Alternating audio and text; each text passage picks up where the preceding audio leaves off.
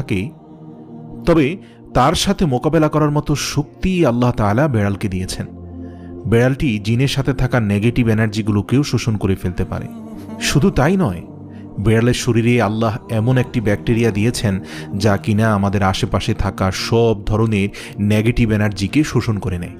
এছাড়াও বিজ্ঞানীরা বলছেন, আমরা যখন রাতে ঘুমাতে যাই তখন ঘরে পুষে রাখা বেড়াল সারা রাত ধরে আমাদের শরীর থেকে নেগেটিভ এনার্জি শোষণ করতে থাকে।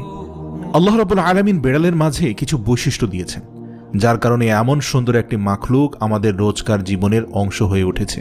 রাসূল সাল্লাল্লাহু আলাইহি সাল্লাম বেড়াল পছন্দ করতেন এবং বেড়াল পালন করার কারণে তিনি তার এক প্রিয় সাহাবীর ছদ্মনাম দিয়েছেন আবু হুরায়রা, যার শাব্দিক অর্থ দাঁড়ায় বেড়ালের পিতা।